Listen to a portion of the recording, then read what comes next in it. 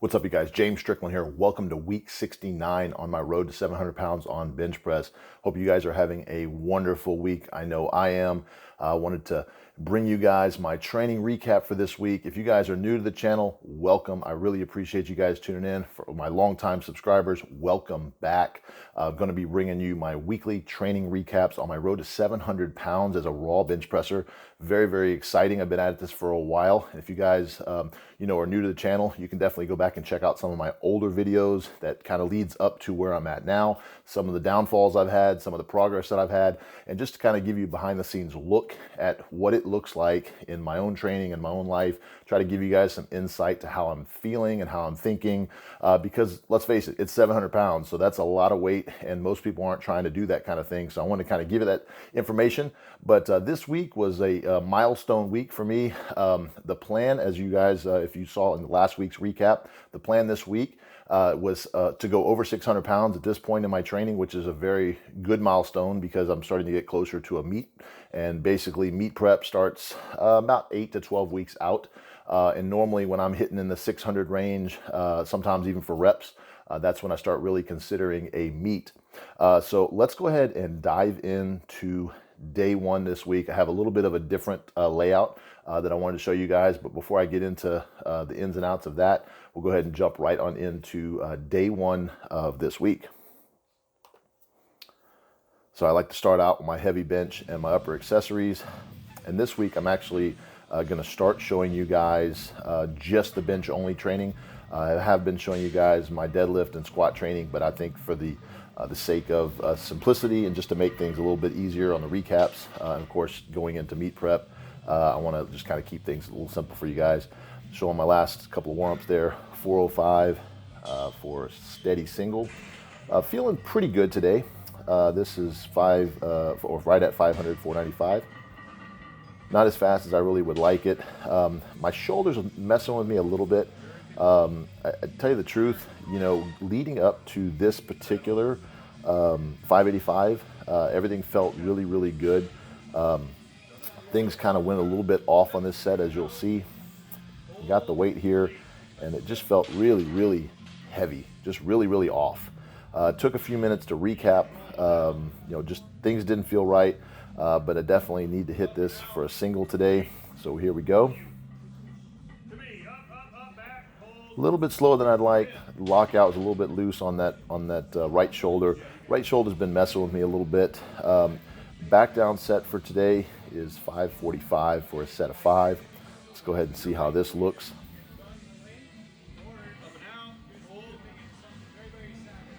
Gritting my teeth a little bit here. This just feels really, really heavy, really, really off. Went ahead and just racked that, and just when things aren't clicking right, start having to kind of figure out, talking to my training partner Justin Jubbs there just to see kind of what he thought was the process, and we're gonna go ahead and take this set again, see what we can get out of it. Definitely not confident with the weight. That is definitely a problem because here, just on the second rep here, things just went off. Really, I think the majority of what today's issues are is just getting used to a new training split. I've done normally about a 7-day split. I've been ramping up the weight pretty hefty this last few weeks, just kind of getting a little bit heavier, obviously. And I think just taking an extra day of rest would have done me a lot better this week. It doesn't seem like a lot, but 24 hours can mean a lot in your recovery. Just wanted to back down set here. Just did a quick set of 20 with 225 just to get some blood flow in the muscles. I didn't want to waste the day. I definitely can get some work in today, but I abbreviated every set after this. So my chain flies here, I'm only doing a few sets of this just to get through the day. And as you'll see, I didn't do weighted dips like I did last week. So those, I believe, were irritating the shoulder enough to not want to do it, but it also was a matter of weighted dips take a lot out of me. And if I'm already fatigued before the workout really even begins, there's really no use in stressing too much. This is my 150 pounds in each hand dumbbell, chest supported rows. and they just do not look as smooth as they normally do. It's a lot of weight, yes, but things were definitely off today.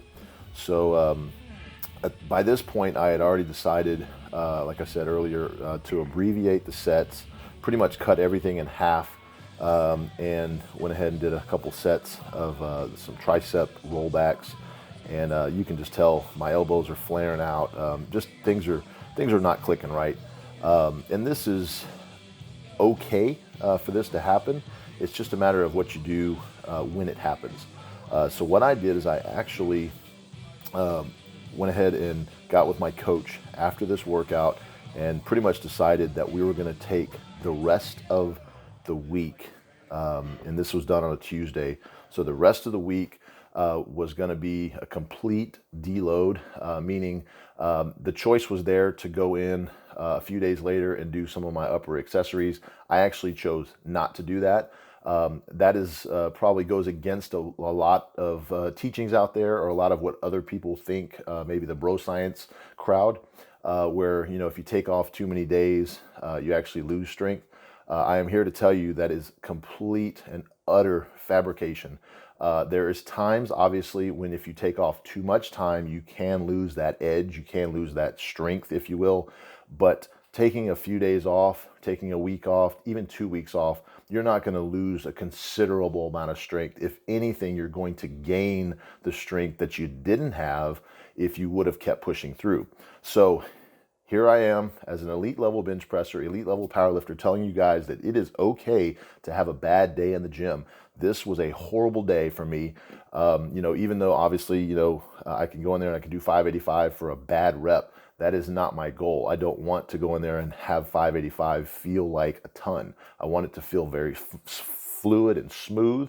I want it to go off without a hitch, because that is not the end all.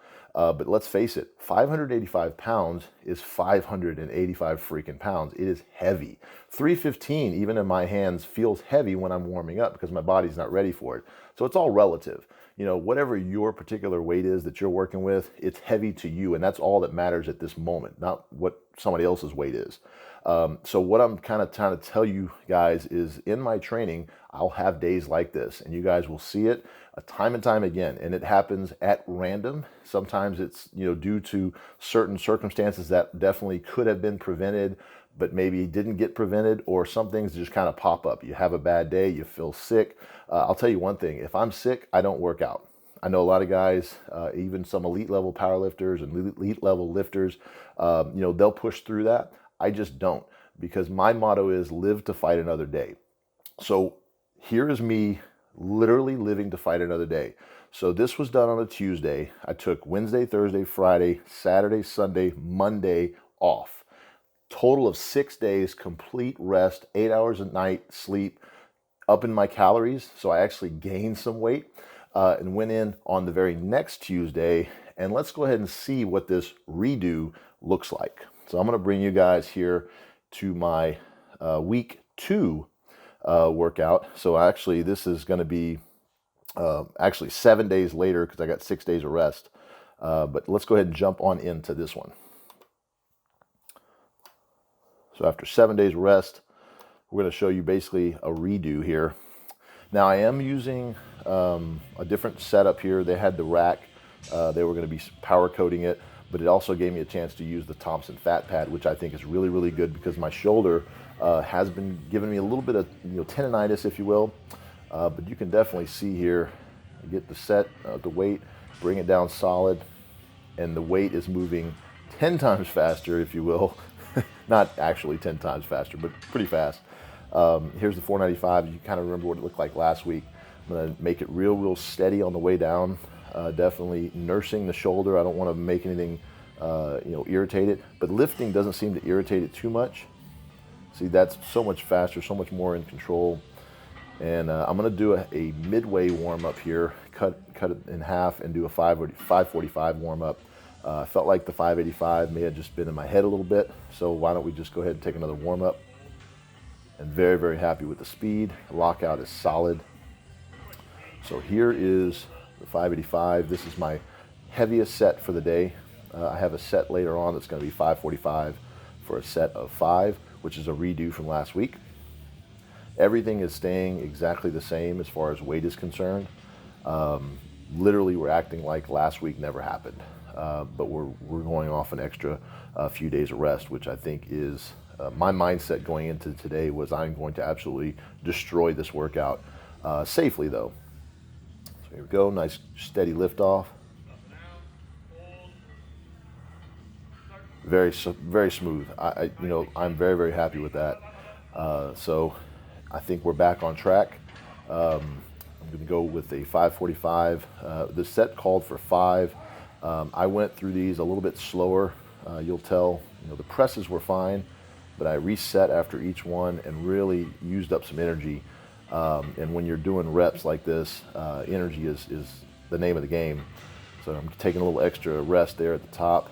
And right there, I knew that doing a 5th one was going to be pretty tough. I was already pretty taxed out. And right here, I lost it and going to go ahead and get a good spot here. We got stuck under the pins. And so good save there. But I'm happy with that. My best for 5 at this point is 555. Going on and doing dips today. Going to have a few sets here over 200 pounds with about 295 pounds body weight. And actually a little bit heavier than that. But set here with 201 pounds. Got a Rogue loading pin. It really helps load those plates on and keep them from swinging too much. Show you guys a different angle here. This is another set.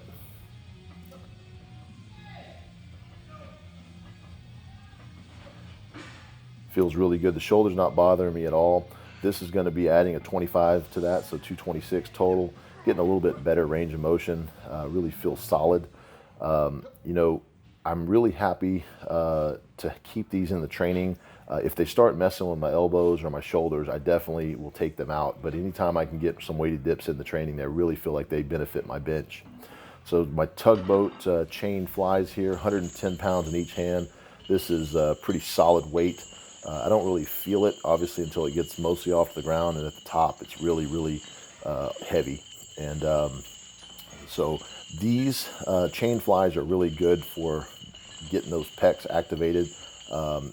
Once you're at the bottom, the chain itself deloads, so it allows you to basically get a full stretch without handling the whole weight of the chain, because a lot of the times you're at a weaker disadvantage at the bottom, but you're a little bit stronger at the top.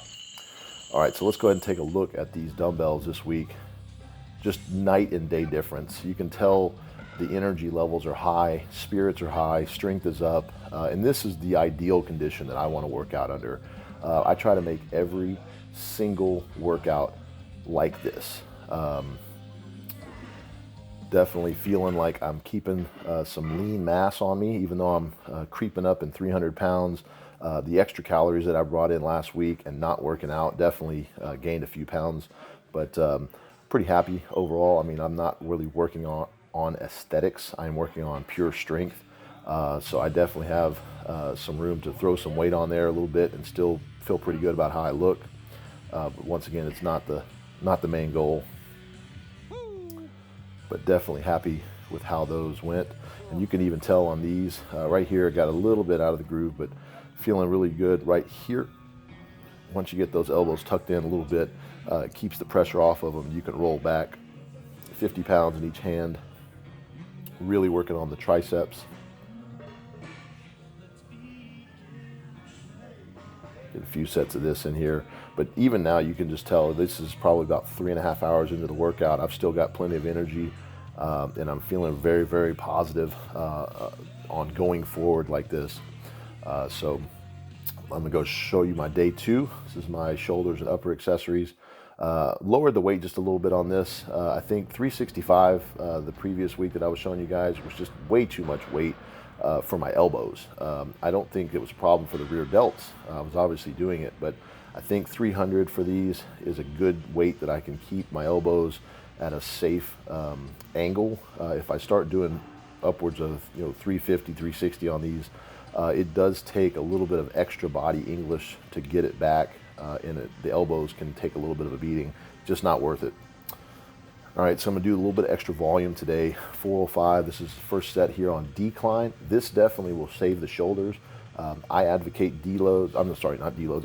I do advocate those, but I advocate decline bench because your shoulders will definitely not take as much of a beating on these, and you can get some extra reps in on bench versus doing a flat bench twice a week. So second set here, I'm going to go with 15 reps just to get some extra blood flow, and it really feels good. My best, ever that I've ever done, 405 after a considerable workout was like 405 for 19 reps or so about a year or so ago. I think if I really went all out, I could probably get on flat bench probably in 25 to 30 range, fairly quick. But that's not what I'm training for. This is all about accessory work for flat bench. Hit the pin on the way up there, just kind of figuring out why. Some kneeling shoulder presses here, just a few in each hand, a few sets of this. Was wanting to be careful with this because the shoulder, keeping it in a good angle. I don't want to irritate that rotator or the AC joint. I'm not sure exactly where it's at, but it doesn't bother me much. Like I said, during workouts, it's normally when I'm resting, but I have been keeping constant ice and heat on it to make that feel better, and it's definitely feeling better. Some Meadows rows here, working on back. Starting to feel a little bit gassed this time of the workout, but I actually have a protein bar that I take normally about halfway through this workout, because this is about a 4-hour workout on my day 2. This is really where I put a lot of emphasis on my accessory work, and my intra workout has some carbs in it as well, so I get a little bit of extra boost, and then I can move on throughout the whole workout and finish off strong. Adding these in, these are a really good shoulder exercise. I actually implement these for a lot of my clients. This is a front raise, side raise, rear bent over rear delt fly superset. And so you do all 3 movements for X number of reps without stopping. And by the time you get to the rear delts, you're pretty fried. But you don't want to do them super heavy, but just heavy enough to get that blood flow in there. And this is a really good recovery exercise. As long as you're not feeling any clicking or anything like that in your shoulders, this will definitely pump them up big time. Got another back exercise here. My chest supported incline rows can sort of be interchanged with seal rows. Figured I would do these because it's a little easier to set up in the gym on this particular day. This set actually called for seal rows, but it's a little bit safer to have an incline at this gym than a seal row. A few sets of 405, getting a real good pulling back towards my navel a little bit, not quite that low, but just the intent is there just to really get a good stretch in that back. My straight arm, fully extended dumbbell pullovers with 60 pounds, going up a little bit in weight. Definitely getting a little bit tighter in the pecs. This extra weight up there helps to pull that gravity, basically pull my arms back a little bit more. I don't advocate putting like 100 pounds on here, anything crazy. It is not meant to really be a muscular exercise, at least the way I'm implementing it. It's more of a stretch, and it's a recovery stretch for that matter. Really getting stretch in the back, a little bit of lower lats there, in the pecs. And do feel a little bit in the shoulders, and just kind of gets a good pump in there.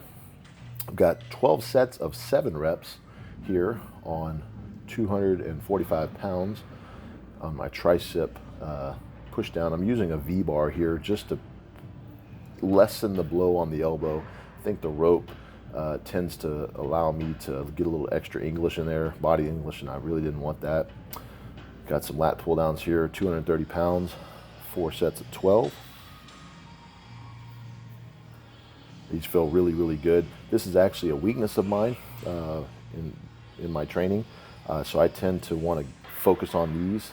Triceps obviously are not a weakness, as you guys have seen that I do some crazy weight on triceps, but on my lat pull downs, I don't have a plate obviously attached to this, so you can definitely tell that there's a weakness there because I don't do enough weight, and back you really think should be stronger than triceps. So my message to you guys in that one is work on your weaknesses, and that's exactly what I do. I target the weaknesses with all the back exercises that I do, the seal rows, the Meadows rows, the lat pull downs, and that will make the back that much stronger and make the back not be the weak point.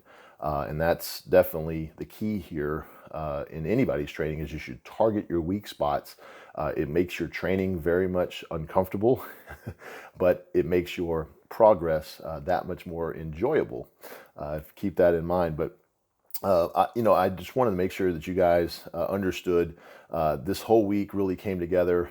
It was a little bit of a slap in the face, if you will, day one on the first week, where I just kind of was like, when you have a day like that in training, it's rough because you're excited to get in there. You want to do something, you're progressing, and all of a sudden it's like you feel like you step backwards.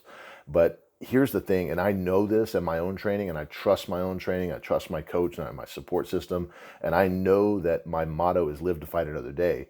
So you have to check your ego at the door. I have to be able to go, you know what, today's not the day that I'm going to go over 600 pounds. Okay, I know that sucks, but it doesn't mean that you're not going to be able to do it in 2 weeks or a week or 2 months or whatever the stars have aligned for you. But if you push it and you injure something, or you just keep pushing it, like here's how this whole scenario would have played out had I not done what I did this week or last week, taken the week off and come back and redid it this week, is I would have gone in on my day 2 of the previous week, and I would have felt like crap, and I would have still pushed the issue, and I would have gone in there and tried to get through all my stuff, and I would have been exasperating whatever injuries or sorenesses that I would have had from Tuesday, and I would have done it on Thursday or Friday. Then I would have had to come back in on Tuesday or Wednesday and do 595 or 600 and then do 555 for a few reps, and then do all the accessory work. And it's just a snowball effect. It's literally never going to get any better because I can only sleep so many hours a night, and I sleep a lot. I can only eat so many calories in a day, and I eat a lot. I have a very stress-free life. I can't change a lot of those things. The one thing that I could definitely change is to step out of the gym, check my ego, and go home and just rest. And that's exactly what I did. And it works out 9 times out of 10, it's going to work out and exactly the way that plays out. The only other time that it may not work out that way is if you didn't take enough rest. And if I wouldn't have taken, if I would have taken 3 or 4 days rest and tried to come back in and redo it, I probably would have had an off day, because I need, for the type of weights and the type of training and my age and the way that I've been training and how I know my body, I need a good 7 to 10 days rest. And so that's exactly what I'm going to continue to do going forward. Instead of planning my dates, my next bench day based on a date, I'm going to be planning it on a range. And so, for example, this recap is actually done on a Saturday night. This is the 18th. And so my planned next bench day is going to be on Wednesday. And so that's Sunday, Monday, Tuesday, Wednesday, 4 more days. Now, if I wake up on Monday and my shoulders are feeling a little bit off and I feel like, you know what, I just don't really feel it good today, I'm going to probably eat a little bit more. I'm going to try to sleep a little bit more, maybe get a massage, take care of myself, ice, heat. And then when I wake up Tuesday, I'm going to feel it again. If I don't feel like I've gotten any better, then I'm probably not going to go in on Wednesday. Go in on Thursday. It's not the end of the world, even if I had to go in on Friday. Now, at some point, it's going to be too much. And that's where I have to feel like, okay, I know my body. I know where I'm at. But if I wait too long, then I start to get sore because I haven't been working out. So there's a little gray area in there. But I can tell you right now, 7 to 10 days is about the split that I'm going to be using. So without saying, it's going to be on Wednesday, I'm going to go on Wednesday. If I wake up on Tuesday morning and it feels great, I'm not going to go in on Tuesday morning. I will definitely go in on Wednesday. But if I wake up Wednesday morning and things feel off, it's not the end of the world. I just plan around it. And I just have to push everything back. And instead of it being a 7-day split where I'm doing a repeat every 7 days, I'm repeating it every 10 days or whatever it needs to be. So the message I want to give you guys in this, and I'd like to make sure that this is very, very solid information for you guys, is don't ego lift and make sure you're getting your rest and recovery. Those 2 things will keep you in a sport, any sport, for a long time. If you get a little bit of progress at a time, it's okay. The thing that gets people in trouble and gets them hurt and injured and out of a sport is trying to worry about what other people are doing, trying to keep up with the Joneses, if you will, trying to say, I need to do this by a certain time frame. Goals should have a time frame, yes, but they are loose. Just like 700 pounds. Sure, I wanted to do 700 pounds as soon as I did 650, but there's times that you have to work within, and you're talking about levels, in my case, levels of the human body that there's only a few people that have done it for a reason. In your case, let's say you're doing a 225 bench, and if you're going in there every week and you're hitting 225, trying to get to 230, that's not the way to go about it. If you rest and recover a little bit, you'd be surprised what your body is able to do. So let's keep that in mind for our own training. From me to you, just giving you some friendly advice. Next week, the plan is to go in the mid 500s for reps. We're going to start building those up a little more and taking out the top single, which is fine with me because that's typically how we've done it in the past, my coach and I. And we're going to keep the accessory work really heavy and really full of volume, and that will keep me healthy and going forward. We're going to be still training for the animal cage. I still got my squats and deadlifts in. I'm going to keep those up. Had a really good week on squat and deadlift. I just didn't show you guys on the video just because I want to keep it more of a bench specialty training at this point. But if you guys follow me over on Instagram, you guys will probably see some of the stuff that I'm doing. I hit a 740 deadlift with about a pause in the middle, and then 660 for 2. So strength is definitely there. The rest did me a lot of good. A little bit sore from that, so I'm definitely keeping that in mind before I plan my next bench day. I want to be fully recovered, but keeping my full body trained is going to keep me healthier in the long run. Obviously, I'm going to be planning on doing some full meets, and I definitely am still planning on doing the animal cage, so I'm keeping that under wraps. I want to keep that going and strong and be ready to put on a good show for you guys. But I normally do a question and answer session, or I do some other segment. This week, I'm going to do a question segment that I have. Let's see, it was about 2 weeks ago. I basically did a kind of different segment where I talked about the kind of music that I liked and kind of told you guys what I listened to and where you can kind of find that information. This week, I'm going to talk about a little bit of what people ask me what my favorite food is. So if you guys are interested in that, I'll go ahead and tell you. For the most part, I would say if I had to pick a favorite food that I eat most of the time, it's probably Mexican. The family and I, we eat Mexican food from Tuesday, Wednesday, Thursday, Saturday. I mean, you name it, even at lunch sometimes. That's probably my favorite food. Second favorite food that I eat a lot. Now, I guess if you were to go favorite food of all time, it would definitely be like Brazilian food and sushi. I definitely eat sushi a lot more than Brazilian steakhouses, like the all-you-can-eat meat. But those are definitely top 3 on my list: the Mexican, Brazilian steakhouse, and like the churrascarias where you have the all-you-can-eat meats, just freaking amazing. And then sushi. Other than that, I'm the good old American boy, like hamburger, French fries, sloppy joes, things like that. I'm not the cleanest eater in the world, but I definitely don't eat like pure junk food. I mean, I might eat, Chick-fil-A or something like that, which honestly, I don't really consider that junk food, considering like McDonald's and Burger King and Jack in the Box are probably true junk food. I haven't had any of those in probably a month, which is kind of surprising because I used to eat that all the time. But I typically eat restaurant food quite a bit just because it's easier to not have to worry about planning on what you're going to eat.